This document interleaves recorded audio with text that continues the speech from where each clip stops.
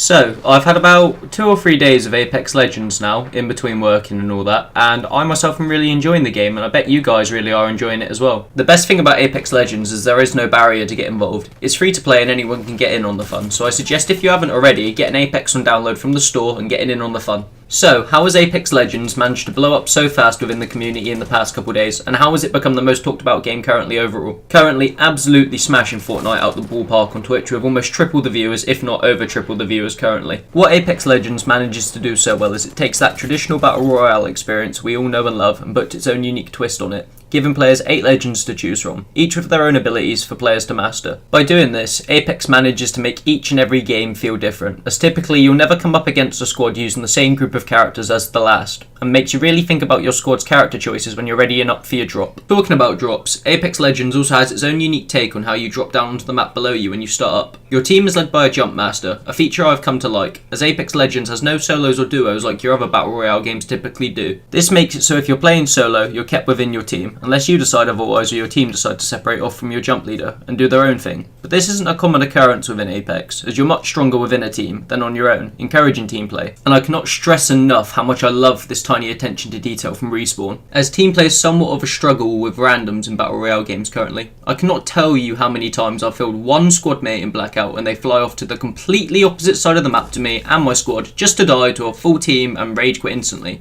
making me play less and less with Phil actually on. And this is just one of the ways in which Apex Legends manages to excel itself from the other Battle Royales currently on offer on the market. I feel like Respawn have sat back and watched the other Battle Royale games currently on the market release, picked up the best ideas and the positives from these games, but have also taken plenty of note on the negative feedback these games have received, and have formed their game around this, giving the fans exactly what they want. And sadly, up to now, this is not something we are seeing from the other companies, namely you, Treyarch, and putting me and many others off from playing Black Ops 4 itself. As fans, we want you to give us information, we want you to let us know what you're doing to support the game and add to the game itself. And this is something you truly currently lack, and that's just communication as a whole. We beg and beg for such a basic thing, and you still decide to just keep things quiet and not keep us engaged. Respawn have given us a roadmap, not even from day one, but from the debut trailer, letting us know how they're going to be supporting the game over time, and keeping us engaged. Please take note, Treyarch, I beg you. But on that note, enough ranting about Treyarch not supporting us, and let's get on to this, the roadmap for Apex Legends. So as you guys can see from the picture I've put above, in Season 1 in March we'll have a new Battle Pass, in Season 2 in June we'll have new Legends, in Season 3 in September we'll have new weapons, and in Season 4 in December we'll have new loot.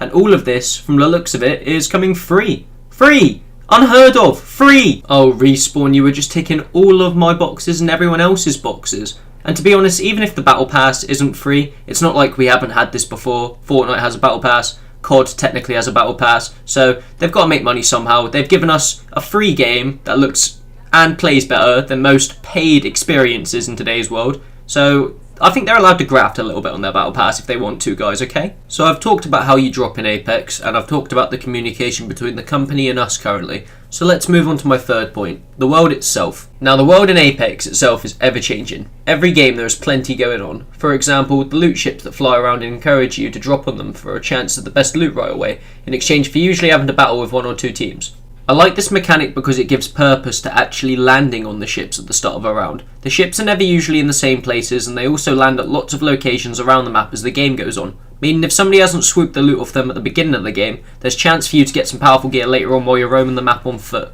Then there's the hot zones. At the beginning of each game in Apex, a new hot zone will be marked as a small blue circle.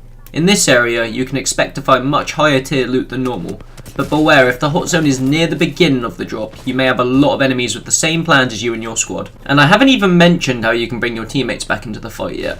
Once again, another cool feature that Apex brings to the table is the ability to bring your squad mates back into the fight after death. If someone dies and you successfully manage to claim their banner from their body and take it to one of the respawn beacons around the map, then shortly afterwards your teammate will drop back into the fight.